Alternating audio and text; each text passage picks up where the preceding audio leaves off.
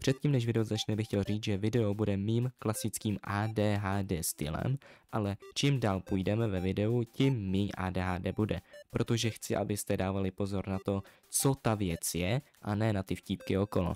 Nemusíte se ale bát, ADHD videa budou pořád, jenom tohle video chci vzít trošku vážnější. Teďko je video asi v půlce stříhání, takže se ještě může objevit, že to bude kompletně ADHD. To je tak všechno, co jsem na začátku chtěl říct, a užijte si video. Artefakty. Co to je? Jak to používat? A jak si tím úplně, ale že úplně zničit život. Artefakty jsou itemy, které můžete dát na své postavy a tím je vylepšit. Můžete je získat z domain, z crafting benche nebo z dropů z bose. A nové artefakty taky můžete získat z artefakt transmuteru, do kterého dáte sanctifying elixíry, což jsou lahvičky, které můžete vykraftit v tom samém deviceu, anebo je můžete najít nebo získat z questů, z battle passu a tak dále.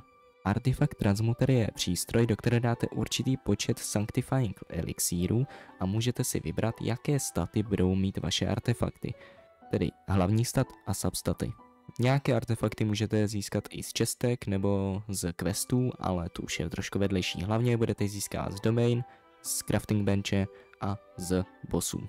Teď by možná bylo trošku na místě si vysvětlit ty staty, jako je attack, HP a elemental mastery, abychom mohli nějak pokračovat v tomhle videu. HP jsou životy, což je číslo, které udává, kolik damage vaše postava snese, než zemře. Attack, neboli ATK, je číslo, které kalkuluje, kolik poškození dáte nepříteli. Kalkuluje se z toho vlastně většina poškození, kromě těch, který vyvolávají elementální reakci, ale k tomu za chvíli. Defense je číslo, které čím je vyšší, tím více redukuje damage, neboli poškození, které nepřátelé dělají vám. Takže čím víc defenseu máte, tím méně damage budete dostávat od nepřátel. Elemental Mastery označuje, jak moc bude elementální reakce dávat damage, nebo o kolik víc. K Elemental Mastery se trošku ještě ve videu vrátíme a vysvětlíme se to za chvíli trošku víc. Crit rate a crit damage. Crit rate je procento, které označuje, jak moc je pravděpodobné, že váš hit bude kritický, neboli bonusový damage k tomu, což označuje crit damage. Crit damage je zase procento, které rozhoduje, kolik extra poškození dáte svému nepříteli.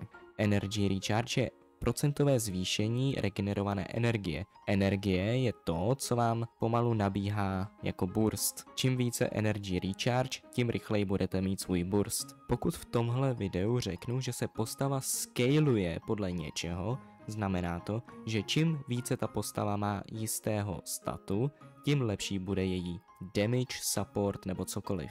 Například Džungliho shield vydrží díl, pokud máte hodně HP, takže čím více životů Džungli má, tím déle mu vydrží jeho shield, spíš tolik damage unese. Teď nechci kecat, ale mám pocit, že to je jenom procento z jeho HP, prostě čím více HP na Džungli, tím lepší jeho shield bude. Nebudu to nějak rozebírat víc, protože Elemental Master je tak trošku záhadou doteď pro mě, ale pokusil jsem se to pochopit.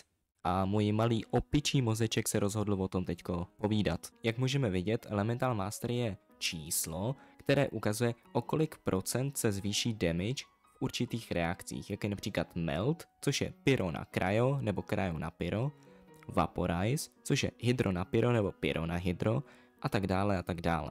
Takže více Elemental Mastery by měly mít postavy, jako jsou například Arlecchino nebo Hutao, protože se hrajou hlavně s hydro supportem, a proto potřebují docela dost toho Elemental Mastery, aby to procento pro pyro na hydro bylo vyšší.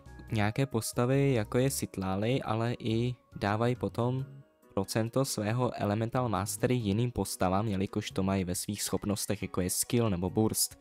Proto by postava jako Citlali měla mít hodně toho Elemental Mastery.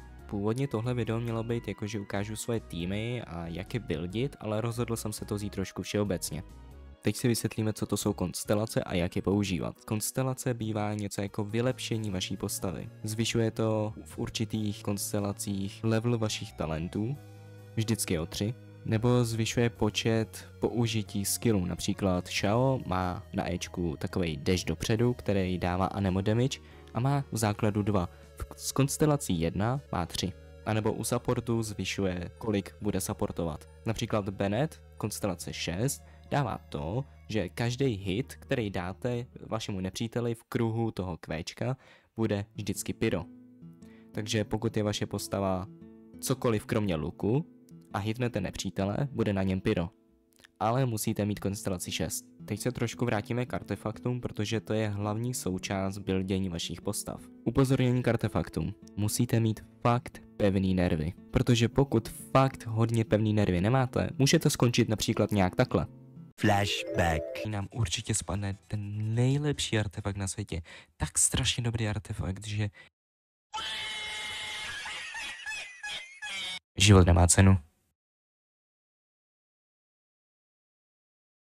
End of flashback. Ale předchozí klip byl určitě jenom nějaký chudák a mně by se to v životě nestalo, protože jsem přece jenom chladný týpek.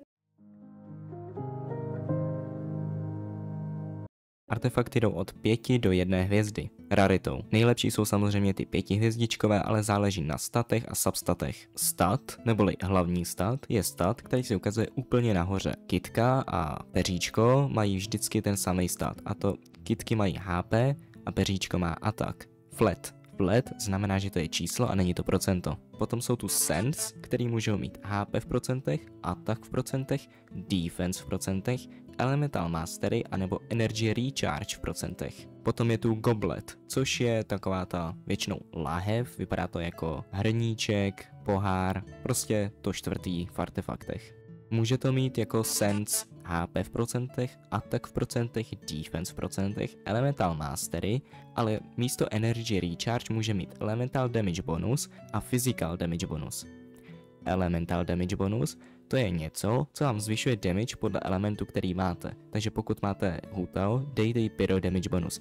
Pokud máte Shala, dáte mu anemo damage bonus. A potom nakonec tu máme Circlet, což je prostě to poslední v artefaktech. Většinou to vypadá jako něco na hlavu, takže čepice nebo klobouk, který může mít HP v procentech, attack v procentech a defense v procentech a elemental mastery jako všechny předtím, ale kromě toho může mít ještě crit rate v procentech, crit damage v procentech a healing bonus v procentech.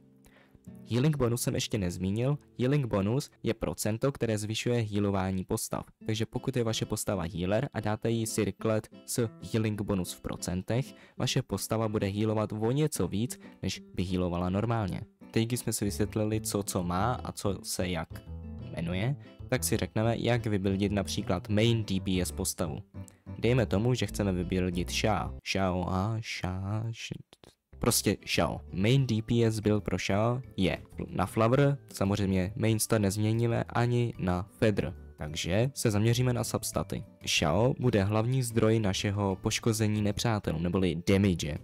Takže bude potřeba hodně ataku, crit damage, crit rateu a jelikož jeho hlavní zdroj damage je jeho burst, budeme potřebovat taky energy recharge. To znamená, že na substatech na Floweru a Featheru se snažíme mít crit damage, crit rate, attack v procentech a hlavně ten energy recharge. Pokud máme artefakt, který splňuje alespoň 3 z těchto 4, je to úplně skvělý. Já například mám většinou crit rate, crit damage a energy recharge bez ataku, bohužel, protože jsem neměl štěstí, ale mně to zatím stačí. Tu máme sense, goblet a circlet. Jako hlavní stat na sense chceme attack v procentech, to znamená, že už se nám neobjeví jako substat, takže tam chceme crit damage, crit rate, energy recharge a cokoliv, co tam zbyde. Klidně attack, jakože flat. Na goblet chceme anemo damage bonus a potom zase ty stejné substaty, takže energy recharge, crit damage, crit rate a attack v procentech.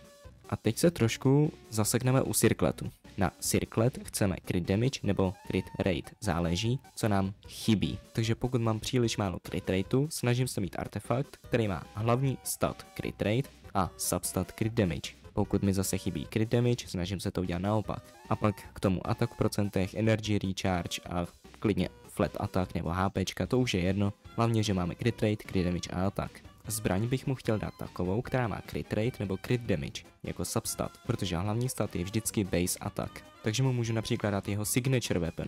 Signature weapon je zbraň, která patří k té postavě a nejlépe ji vylepšuje, dává jí nejlepší damage. Takže máme na výběr z jeho signature zbraně, ze zbraní z Battle Passu, tedy Deathmatch, nebo z shopu za Star Glitter, tedy Black Cliff Paul.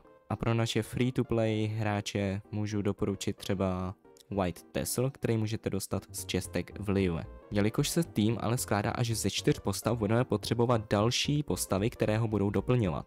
Například Faruzan konstelace 6. Při konstelaci 6 dělá Faruzan to, že když dá Q neboli Burst, zvyšuje crit damage o 40%, když ten Burst dá anemo damage. Pokud teda dám Faruzan Burst a přepnu na mého Shaola, bude mít zvýšený crit damage o 40%, pokud dá někomu anemo damage.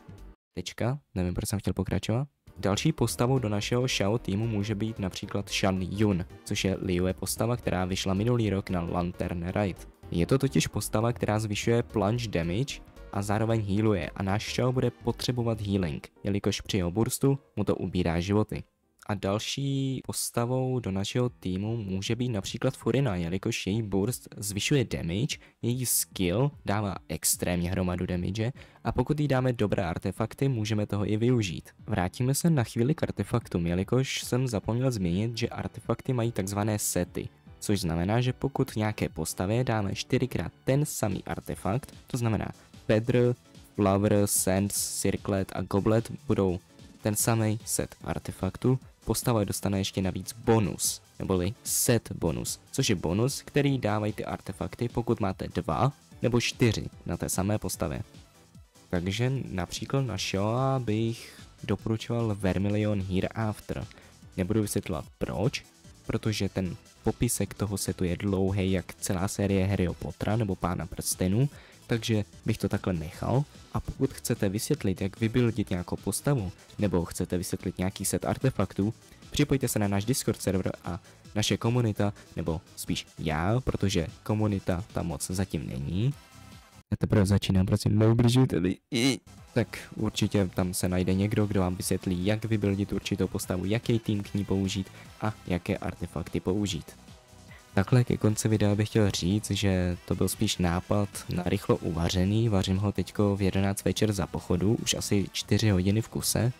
A pokud teda máte nějaké otázky, nebo chcete vybuildit vaši postavu trošku jinak, než jsem řekl tady ve videu, pojďte k nám na Discord a my vám tam vysvětlíme, jak vybuildit určitou postavu za určitým záměrem.